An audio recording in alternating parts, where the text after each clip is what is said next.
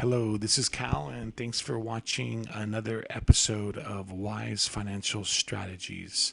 On this podcast, we want to show relevant news moving forward to kind of paint the picture of where we are in a post pandemic world and how we're trying to get back to pre pandemic standards.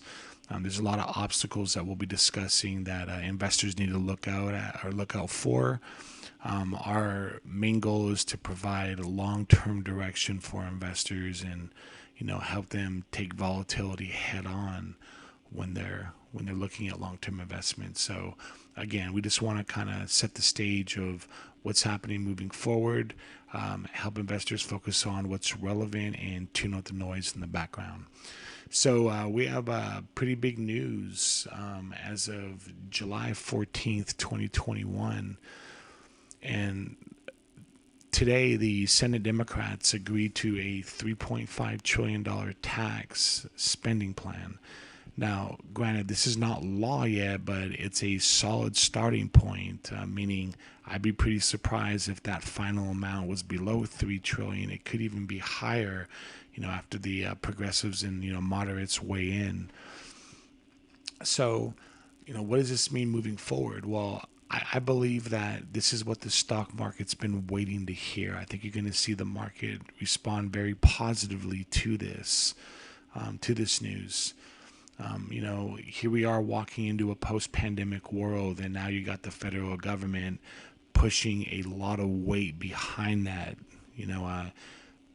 Rebuilding infrastructures, and a lot of this money is going to be revamping Medicare or insurance for the over 65, which is very interesting. I have a health insurance agency on that I work with as well, Health Insurance 2.0 and Custom Insured.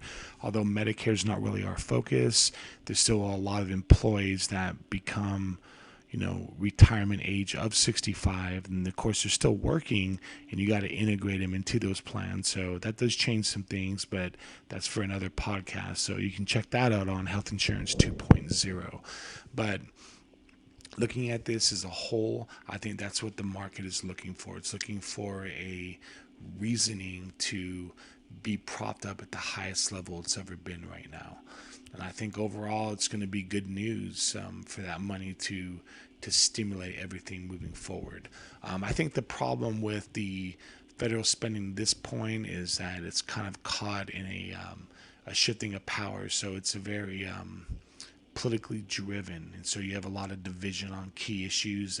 The truth is that most of the people that are screaming all this know that it's not what they're making it out to be. So what I mean by that is, even though it's $3.5 trillion moving forward, if you look at the total amount of stimulus that was pumped into the bond or the commodity and bond market, it's double that amount. There was about $7 trillion pumped in to stabilize the market after the Great Recession.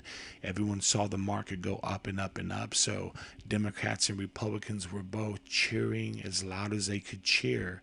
Again, $7 trillion added to the deficit. This is only $3.5 trillion.